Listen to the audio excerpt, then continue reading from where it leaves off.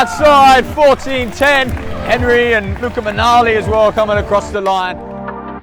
Trying to walk up to the imaginary line. My journey in the sport is probably quite similar to other runners out there.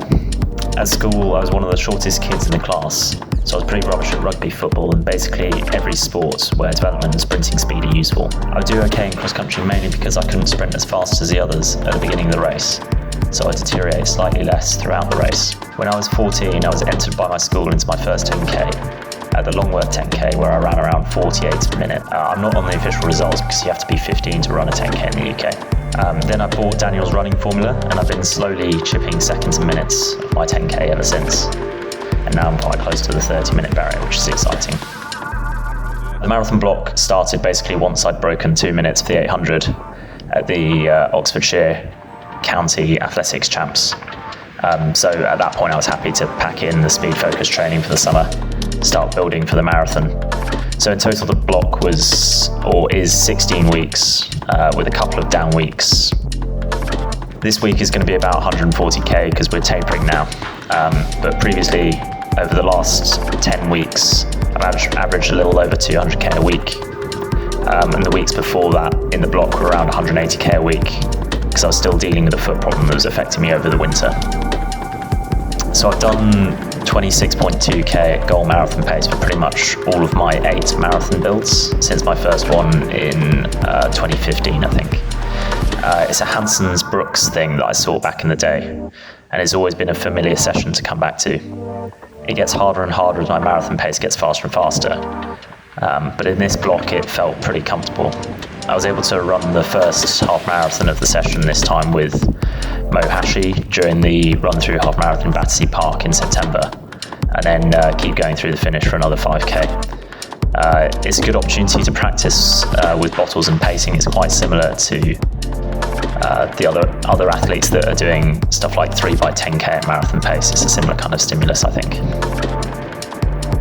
So strictly speaking, I think it's when I paced Rob Kelly for 54k of his 100k on the Gloucester track, and that was around 4 minutes and 35 seconds per kilometre. So in absolute terms, that's probably my longest day.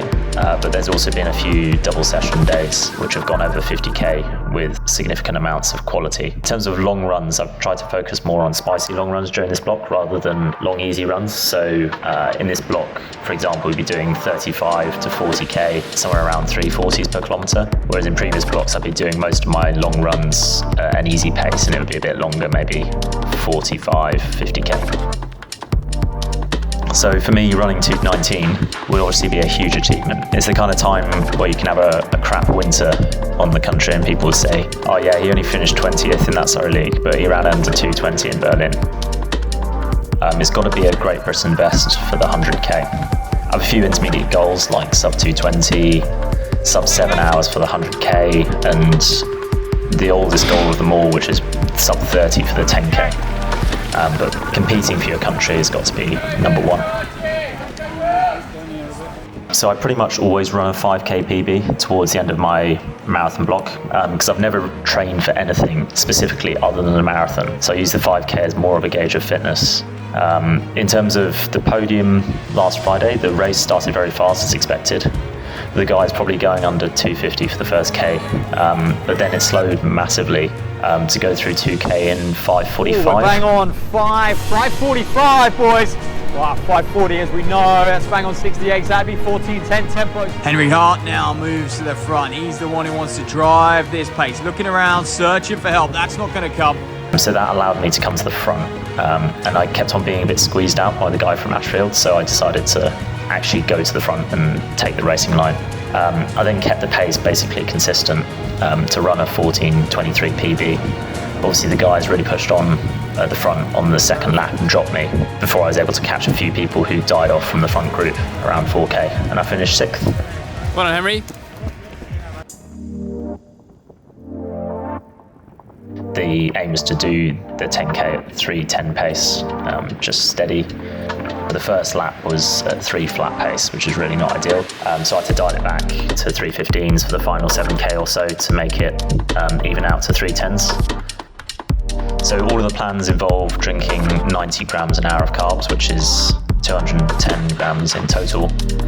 Plan A is to give my 6 bottles of 40 grams, of which I plan to drink only 35-ish grams because you always get a little bit left in the bottom. Give those bottles to the organisers to put on the course, and the deadline for that is 7:45 a.m. If I get out on the course and the bottles for some reason don't materialise, I'm going to try and use the Morton cups and gels that are out on the course to replicate the intake, and I've worked out how many cups and gels I'm going to need to take. And that's going to be pretty tricky, to be honest, because cups are really not ideal for taking in carbs during a marathon. If I get to the bottle person from the organisers and they look dodgy and there's a high chance that my bottles aren't going to materialise on the course, I'll take 3 gels of 53 grams off the start with me and then pick up 2 25-gram gels on the course. So that's plans A, B and C, and it's all quite complicated, so it'll all be written out on my forearm before the race along with my 5k splits.